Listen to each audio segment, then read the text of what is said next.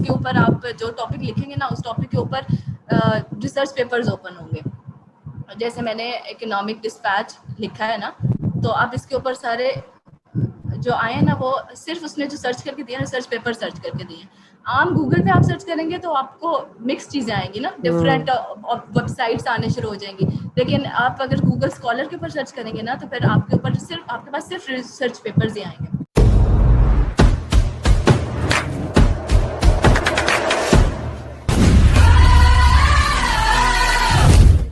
अगर कोर्स खत्म हो गया, आप सिर्फ थीसिस कर रहे हैं, अब थीसिस के लिए मतलब ड्यूरेशन इसमें होती है ना आपकी, पार्ट टाइमर्स के लिए 4 इयर्स तक की ड्यूरेशन होती है, कि उससे बिल्कुल गिने चुने एमसीक्यूज होंगे पावर के, और वो बड़े बेसिक्स से होंगे, वो शायद आपने दूसरे स्पेशलाइजेशन वालों को भी आते ही होंगे, इस तरह की बात है मतलब।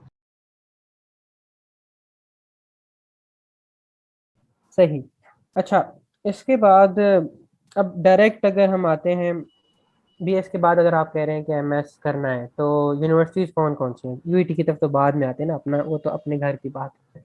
जनरल कहाँ से बंदा कर सकता है पाकिस्तान के अंदर रह के? और फीस स्ट्रक्चर वाइज भी बता दीजिएगा कि थोड़ी इकोनॉमिकल कौन सी है और वैसे भी अच्छा, कि। अभी ना यानी कल अभी 1-2 दिन पहले एक बच्चा मेरे से पूछ रहा ना, कहता है कि आपने अंडर ग्रेड करने के बाद फिर एमएस इधर ही से क्यों किया, चूज़ किया? मतलब काफ़ी अच्छी अच्छी यूनिवर्सिटीज़ हैं।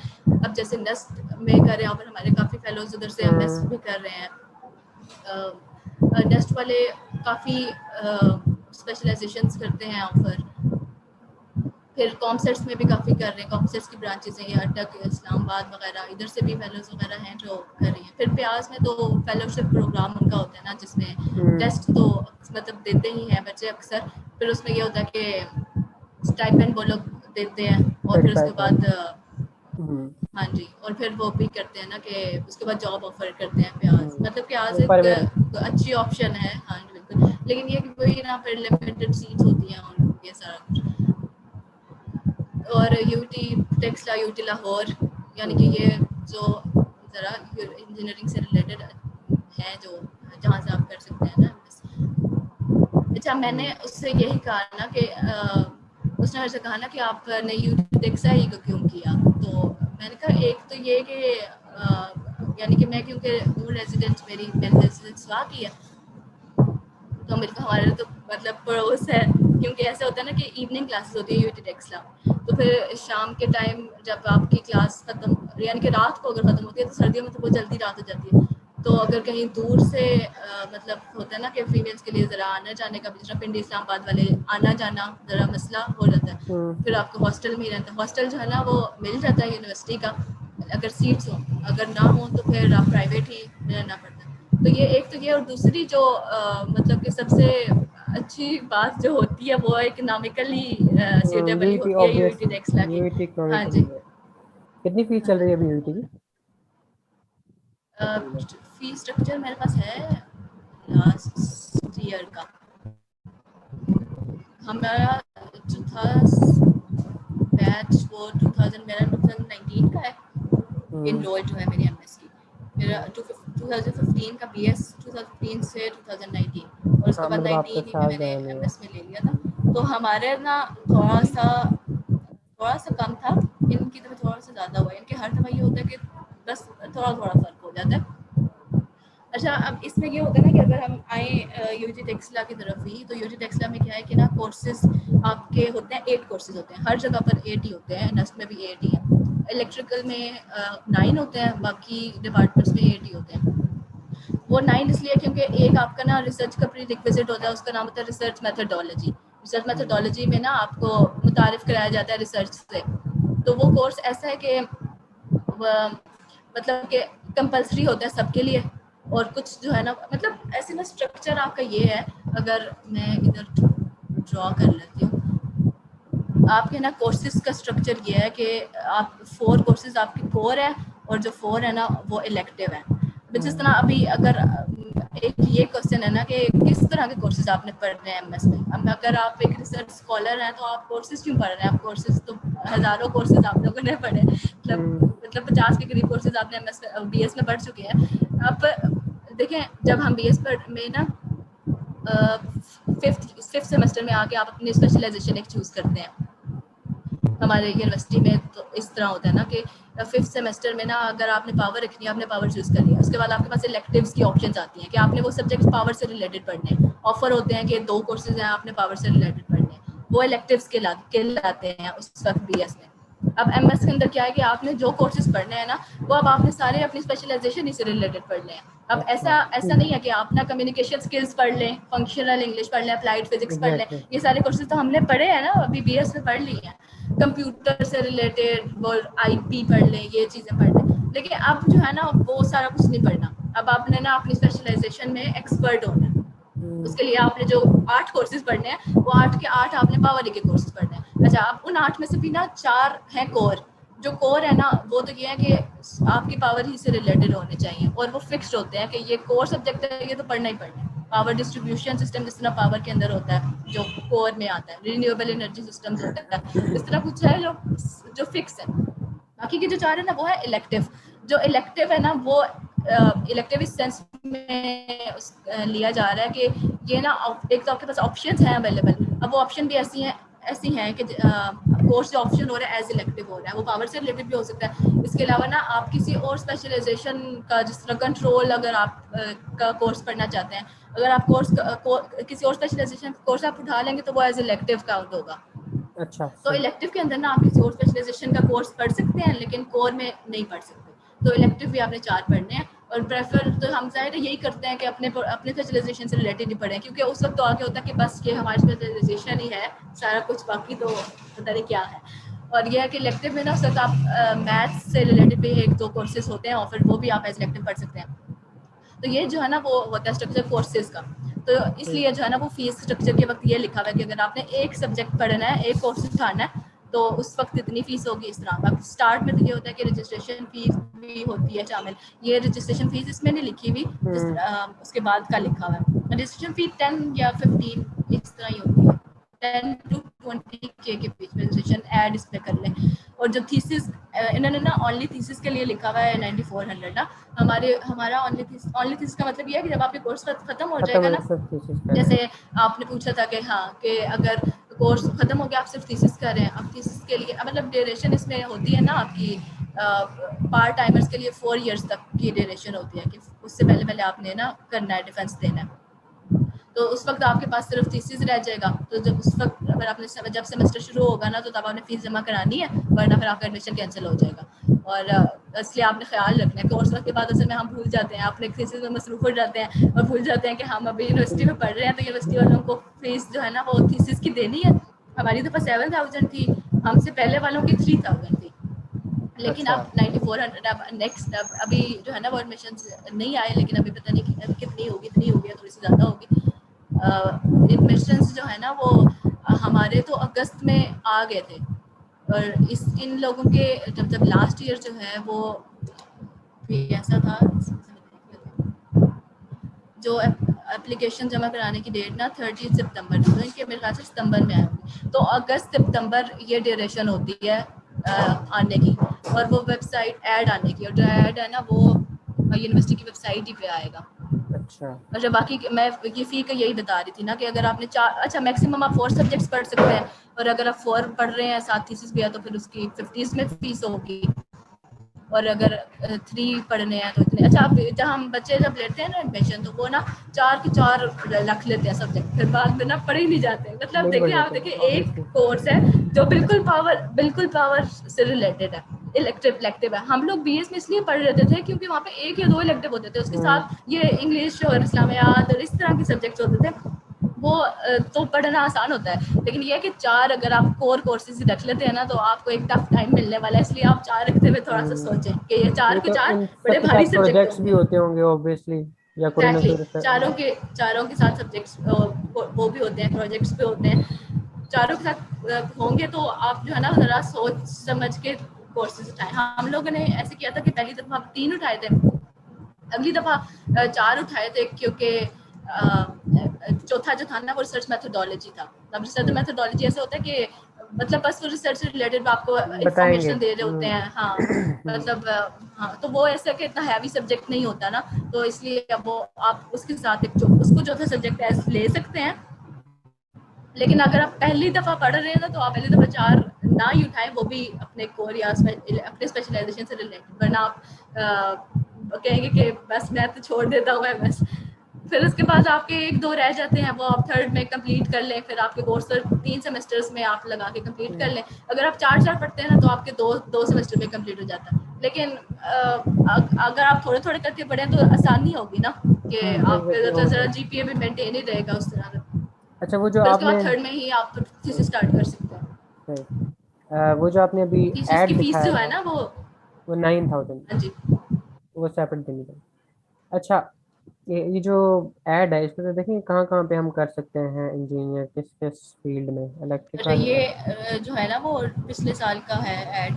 तो इसमें यह है कि स्पेशलाइजेशंस मेंशन की हुई है ना, जो इलेक्ट्रिकल की स्पेशलाइजेशन जो है ना वो control DT, digital techniques, electronics और पावर की। इसके लिए मस्ट नहीं होता कि आपने बीएस के अंदर आपकी स्पेशलाइजेशन क्या थी, क्योंकि उसके अंदर तो ये होता है कि आपने बस यानी कि एज सच आपका नाम इलेक्ट्रिकल पावर इंजीनियर तो नहीं होता बीएस के वक्त, वो तो आपने जरा जनरल सारे सब्जेक्ट्स ही पढ़े हुए होते हैं। लेकिन एमएस में आके जो है ना वो आप इन सब में से किसी में भी कर सकते हैं, अप्लाई कर सकते हैं, क्योंकि जो हमारा टेस्ट होता है ना यूटी टेक्सला का जो टेस्ट होता है वो जनरल ही होता है, वो सब्जेक्ट बेस्ड नहीं होता। पहले तो टेस्ट होता है इसके फिर अंदर इंटरव्यू होता अगर है, वही पावर से चीज़ है। रिलेटेड एमसीक्यूज हैं तो वो हाँ जी बिल्कुल बिल्कुल गिने चुने एमसीक्यूज होंगे पावर के, और वो बड़े बेसिक से होंगे, वो शायद आपने दूसरे स्पेशलाइजेशन वालों को भी आते ही होंगे, इस तरह की बात है मतलब। फिर इलेक्ट्रॉनिक्स के अंदर स्पेशलाइजेशंस ये हैं, सेमीकंडक्टर की, बायो इलेक्ट्रॉनिक्स, सही। और बाकी अब डाटा साइंस भी आ गया है, कंप्यूटर साइंस भी में भी एमएस है। इसके अलावा ये फिजिक्स और मैथ्स में भी एमएस है ऑफर जो यूटेक्स लगा रहे हैं। इसके लिए भी यही रिक्वेजिट है कि आपका बीएस मैथ्स वाले एमएस मैथ्स में कर सकते हैं, बीएस फिजिक्स वाले एमएस फिजिक्स में कर सकते हैं। ये इन गर्गी क्या मैकेनिकल मतलब, इंजीनियरिंग एनर्जी लिखना होगा में ये, लिखा हुआ है जो 14 नंबर एनर्जी होगा ना। हाँ एनर्जी इंजीनियरिंग होगा। सही। फिर ये एमएस के साथ पीएचडी के भी एमएस के साथ ही होते हैं। सही। और ये जो जो एमएस है। डेट्स इन्होंने लास्ट ईयर की जो डेट्स है ना, हम्म। लास्ट ईयर की जो डेट्स है ना वो यही है कि last date for submission of application form 30 सितंबर, यानी कि इधर सितंबर में यहाँ पे आए होंगे, हमारे दफा अगस्त में आ गए थे। तो अगस्त और सितंबर यही ड्यूरेशन होती है ऐड आने की। फिर ऐड आने के बाद कुछ दिन होते हैं जिसके अंदर मतलब एप्लीकेशन फॉर्म आपने लेना है ना। अब एप्लीकेशन फॉर्म का क्या है कि एप्लीकेशन फॉर्म के साथ प्रॉस्पेक्टस लेना है, और जो प्रॉस्पेक्टस है ना वो यूईटी टेक्सला का वो मिलता है एक डिपार्टमेंट से, उसका नाम होता है ASRNTD। यानी वैसे तो होता है ना यू अंडर ग्रेड का वो एडमिन से मिल जाता है। मेरे साथ ऐसे हुआ था ना, मैं जब यूनिवर्सिटी में गई ना तो वो मतलब हम लोगों का तो चले गया है कि हमारी अपनी यूनिवर्सिटी तो हमें थोड़ा बहुत आइडिया होता है, लेकिन मुझे नहीं पता था कि ये डिपार्टमेंट है इधर। इतने सारे डिपार्टमेंट बने हुए होते हैं, मैंने ये नहीं देखा हुआ था, मतलब शायद हमारा काम नहीं था इसलिए हमने नोट नहीं किया। तो जो दूसरी यूनिवर्सिटी से लोग आते हैं वो तो बिल्कुल न्यू होते हैं, तो वो ना पूछ रहे कि ये एमएस के ये प्रोस्पेक्टस किधर से मिलेंगे। तो ये ना एक डिपार्टमेंट है जो मतलब जो एक वहाँ पर है शॉप है मदीना फोटो शॉप, ठीक है, हमारी यूनिवर्सिटी में। यूनिवर्सिटी में 1-2 ही शॉप्स हैं जो अंदर बनी हुई है, जो नया बंदा आया होगा उससे पता चल जाएगा कि शॉप्स किधर है। बैंक की बैक साइड में है शॉप्स है, तो शॉप्स की बिल्कुल ऑपोजिट साइड पे थोड़ा सा राइट करके एक डिपार्टमेंट है, उसके बाहर लिखा हुआ है ASRNTD। ये बेसिकली रिसर्च से रिलेटेड डिपार्टमेंट होता है, advance studies research and technological development इसका नाम। यहाँ ये वो डिपार्टमेंट है, यहाँ से ना प्रोस्पेक्टस बनेंगे हर डिपार्टमेंट के, हर इंजीनियरिंग के। तो हमने प्रोस्पेक्टस इधर से खरीदना, उसके साथ फॉर्म भी मिलेगा, वो सबमिट किधर कराना वो बता देंगे कि डिपार्टमेंट में सबमिट कराना। डिपार्टमेंट में ना सेल एक होता है एकेडमिक सेल, पोस्ट ग्रेजुएट का अलग होता है, ठीक है। फिर वो आपको बता देंगे कि आपने फॉर्म किधर सबमिट कराना है। और ना ये होता है कि 2 ऑप्शन होते हैं, एक पार्ट टाइम टाइमर्स होते हैं, एक फुल टाइमर्स होते हैं। हमारी दफ़ा फुल टाइमर्स खत्म कर दिए थे, हमारे से पहले होते थे फुल टाइमर्स। ये होता है कि उनकी ड्यूरेशन कम होती है, उन्होंने ना सुबह से लेकर यानी कि जो ड्यूटी होती है 8 से 3 बजे तक जो टाइम होता है, उस टाइम में ना वो एक टीचर के साथ टीए बन जाते हैं, टीचर असिस्टेंट बन जाते हैं, और उनको स्टाइपेंड मिलता है, और साथ उन्होंने अपना काम भी करना होता है। और उनकी ड्यूरेशन ये होती है कि आई थिंक 2 से 2.5 ईयर्स, मुझे एग्जैक्टली नहीं पता, लेकिन ये है कि उनका टाइम कम होता है और उसके अंदर ही ना उन्होंने अपना एमएस कंप्लीट करना होता है। लेकिन जो पार्ट टाइमर्स होते हैं ना, उन्होंने सिर्फ क्लासेस लेने के लिए आना है, उन्होंने अपने किसी टीचर के साथ नहीं बैठ जाना, और उनको स्टाइपेंड नहीं मिलता, लेकिन ये है कि उन्होंने फीस पे करनी होती है। लेकिन पार्ट टाइमर्स का ये होता है कि जो ड्यूरेशन है ना वो है शाम की टाइमिंग्स है यहाँ पर यूटीटेक्स का। तो फिर जो इसलिए ये है कि जॉब्स के साथ भी आप एमएस कर सकते हैं क्योंकि शाम की टाइमिंग होगी। और पार्ट एमएस की ये कि टाइम की ड्यूरेशन रिलैक्सेशन होती है आपके पास 3.5 to 4 ईयर्स होते हैं, इसके अंदर आपने एमएस कंप्लीट करना है। ठीक। अच्छा। और इसके अंदर और क्या लिखा है ऐड में, अच्छा ये हम सीक्वेंस बता देते हैं ना। फिर ये है कि एप्लीकेशन फॉर्म जमा कराने के बाद ना आपका टेस्ट होगा, एक टेस्ट की डेट भी वो पर अनाउंस कर देंगे। जिस सितंबर में था तो 1 हफ्ते के बाद टेस्ट है। और फिर टेस्ट के बाद ना लिस्ट एक लगती है, वो वेबसाइट के ऊपर ही आती है, हर डिपार्टमेंट की अलग लिस्ट लगती है। उस लिस्ट के अकॉर्डिंग ना आपको कॉल किया होता है इंटरव्यू के लिए। अब ऐसे नहीं होता कि जिन्होंने टेस्ट दिया सारों को इंटरव्यू पे कॉल करेंगे, जो टेस्ट क्लियर करेंगे वो उनको कॉल करेंगे इंटरव्यू पे। फिर जो इंटरव्यू की जो लिस्ट है वो उसके लिए भी टाइम बताती है, वो 1 या 2 हफ्ते का गैप होगा, मतलब हफ्ता 10 दिन का गैप होगा इंटरव्यू के लिए। डिपार्टमेंट ही में इंटरव्यू होगा।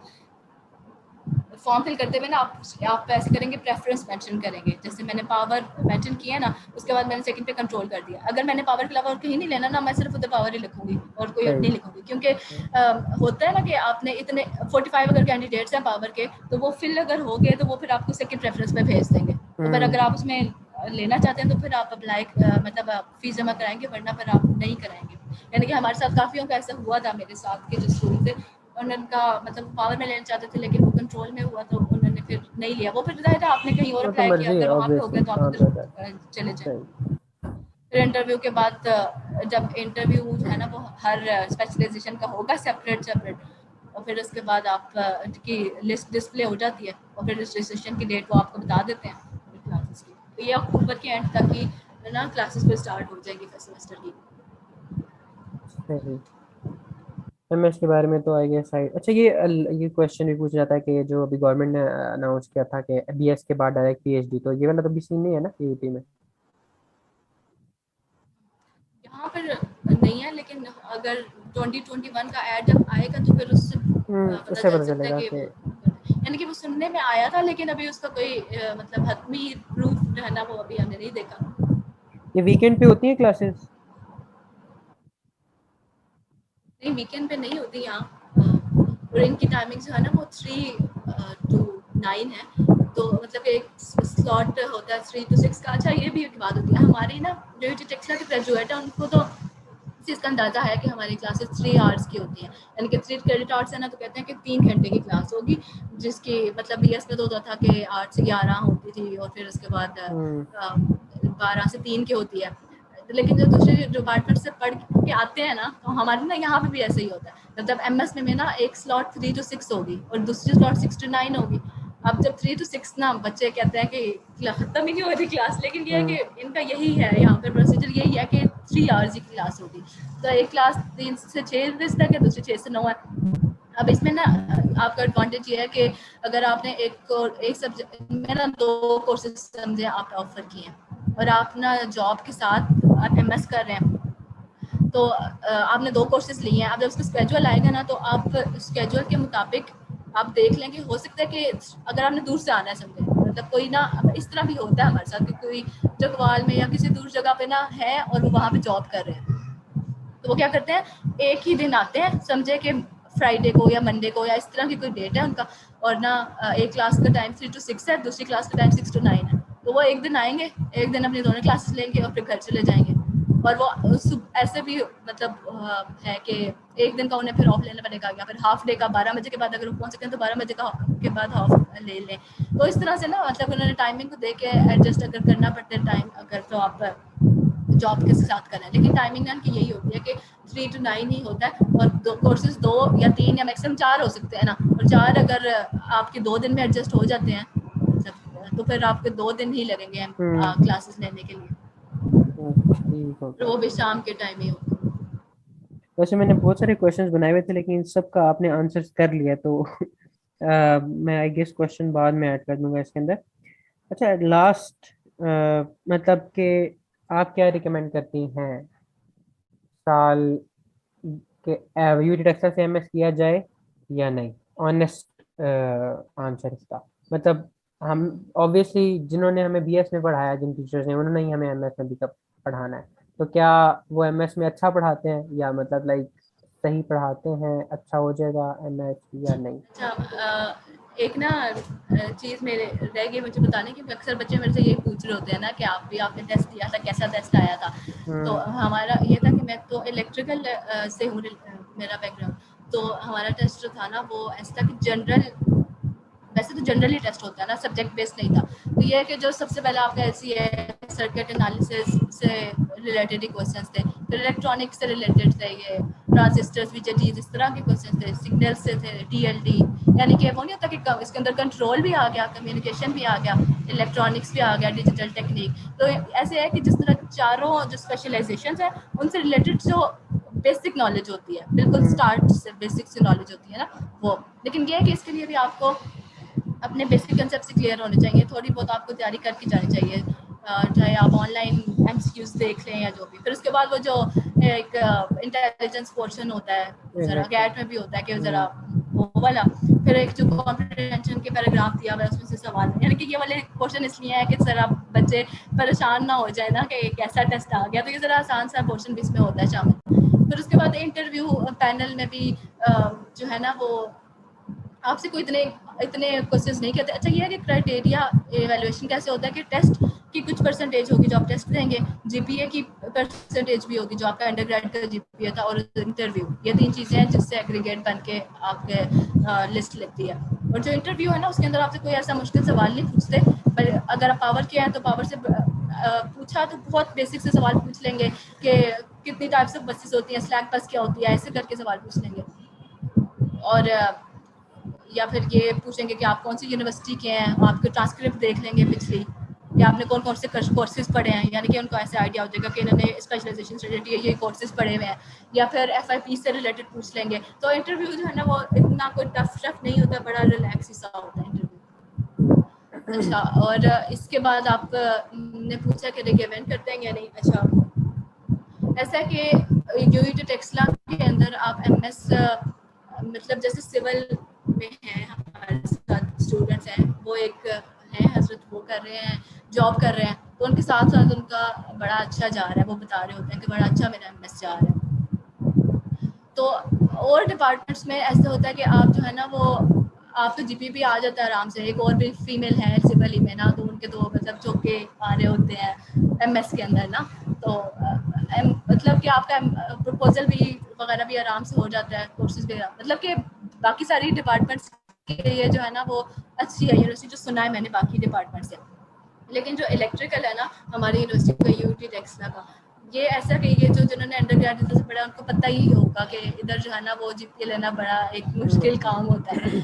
और ना तो एमएस के अंदर जो है ना वो एमएस में भी ऐसा ही है कि आप अगर आप अपनी तरफ से 100% देंगे तो फिर आपका जीपीए भी अच्छा आएगा। तो शुरू मतलब हमारा फर्स्ट सेमेस्टर में अच्छा जीपीए आया था, 3.5 6 7 इस तरह की लाइन में आया था। तो लोग किसी को बताते थे ना जैसे ये और फेलोज वगैरह, तो मतलब मैं आई एंड अप विद 3.4, तो उसने कहा कि यूटी टेक्सला से 3.4, ओ माशाल्लाह, वाओ, मतलब कि बहुत वो तो मुझे अंदाजा हो गया था मतलब बीएस में हमारा 3.36 है, और मेरे साथ इस्लामिक यूनिवर्सिटी का 3.9 वाला था, और नस्ट का भी 3.8 वाला बिल्कुल। था। लेकिन यूईटी के 3.34 की वजह से मुझे जॉब मिल गई थी। यानी तो अभी जो यूईटी हमारे का साथ होती है ना और यूनिवर्सिटीज़ के बच्चे हैं कॉमर्स के नस्ट के, उनका 3.8 3.9 इतना जीपीए होता है। तो हम लेकिन ना ये है कि अगर किसी को बताओ कि 3.4 5 इतना आ गया तो बहुत ज़्यादा आ गया। लेकिन वही एक और है, कोई बात नहीं होती कि जीपीए डजंट मैटर। वही बात है कि कोई किसी ने आपका ट्रांसक्रिप्ट में देख के ये नहीं देखना कि अच्छा आपका ये ग्रेड्स आए हैं आपके। खासतौर पे एमएस के अंदर आके ना कोर्स वर्क आपकी एक ऐसा है कि बस एक ड्यूटी है जो आपने देनी है, ये क्योंकि कंपल्सरी है। कोर्स वर्क के बाद आपका रिसर्च वर्क स्टार्ट होता है, जो कि जिसके अंदर स्टेप्स ये होते हैं कि पहले आपने प्रपोजल देना होता है, उसके लिए वर्ड यूज होता है साइनॉप्सिस। साइनॉप्सिस प्रपोजल को कहते हैं देना, प्रपोजल देना, जिस तरह आप एफआईपी में भी देते हैं। आपने बताया कि मैंने ये काम करना है, आप एक सुपरवाइजर ना चूज कर लेते हैं। इनके प्रोसीजर ये होता है कि आप जिसको कोर्स पढ़ रहे थे, आपने डिफरेंट कोर्सेज पढ़े, आपने सिर्फ माइंड में ये रखना है कि मैंने आगे रिसर्च करनी है, तो मैंने एरिया ऑफ रिसर्च अपना चूज करना है। क्योंकि आपको एमएस में आप ऐसे कोरे हो गए सुपरवाइजर के पास जाएंगे तो वो सबसे पहले आपसे कहेगा किस पे काम करना है, क्या काम करना है, आपसे पूछेगा, वो खुद से आपको नहीं देगा। तो आपने ना उसको आपने लेके जाना है कि मैंने ये काम करना है। तो जब आप कोर्सेज पढ़ेंगे 8 कोर्सेज आप अपनी स्पेशलाइजेशन से रिलेटेड पढ़ेंगे तो आपको क्यों पता नहीं चलेगा कि आपका एरिया ऑफ इंटरेस्ट क्या है। तो आपको खुद पता चलेगा कि ये टॉपिक है, चाहिए उसी में से आपने चूज करना है, कहीं से नई कोई चीज नहीं लेके आनी। जो कोर्सेज पढ़े हैं, जो आपके पास करिकुलम है, उसी में से आप अच्छा हाँ ये मुझे इंटरेस्टिंग लग रहा है, तो उसके ऊपर आप थोड़े से पेपर सर्च करेंगे, फिर आप सुपरवाइजर के पास जाएंगे कि सर मेरा, फिर आप ये देखेंगे ना कि आप इन सुपरवाइजर्स में से इन एरियाज पे कौन काम कराता है, आप उनकी वेबसाइट के ऊपर सर्च कर लें, बेशक आप वैसे भी आइडिया होता ही है अपने डिपार्टमेंट में अगर, तो फिर आप उनके पास जाएंगे कि मेरा ये, मैं इस टॉपिक के ऊपर काम करना चाहता हूँ और मैंने ना ये पेपर्स के ऊपर सर्च किए हैं, तो आप इसके ऊपर वो फिर देखेंगे कि मैं हाँ मेरा ऑफ इंटरेस्ट है, मैं इस पर काम करा दूंगा। क्योंकि टीचर्स जो है ना वो एमएस में ये नहीं करते कि अच्छा अपना जीपीए बताओ फिर मैं तुम्हें रखता हूँ, ऐसे नहीं होता। मतलब वो एक टीचर स्कॉलर आया है तो उसने रिसर्च करनी ही करनी है, तो बस वो अगर आपके टॉपिक से रिलेटेड है और आप खुद जाके अपना इंथुजियाज्म शो कर रहे हैं कि ना मैं इस टॉपिक पे काम करना चाहता हूँ, तो टीचर ने ये नहीं देखता कि इसको जो है इसका जीपीए कितना था, इसका बैकग्राउंड कैसा है, इसके बीएस में कितने मार्क्स थे, इसके एमएस में कितने, वो ये नहीं देखते। वो ये देखते हैं कि अच्छा बच्चे को शौक है, तो जो है ना रिसर्च में ये होता है कि ना शौक ही से आप चलते हैं आगे।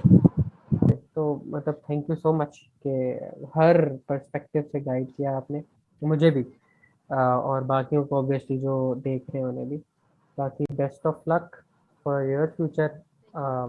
तो थैंक यू सो मच जज़ाकल्लाह खैर। और अपना टाइम निकाला आपने टीम में से अपनी। तो बाकी कुछ आपने ऐड करना है तो ठीक है, वरना हम ऑडियंस को खुदा हाफिज़ बोलते थैंक यू सो मच, जज़ाकल्लाह। हैं। खुदा हाफिज़।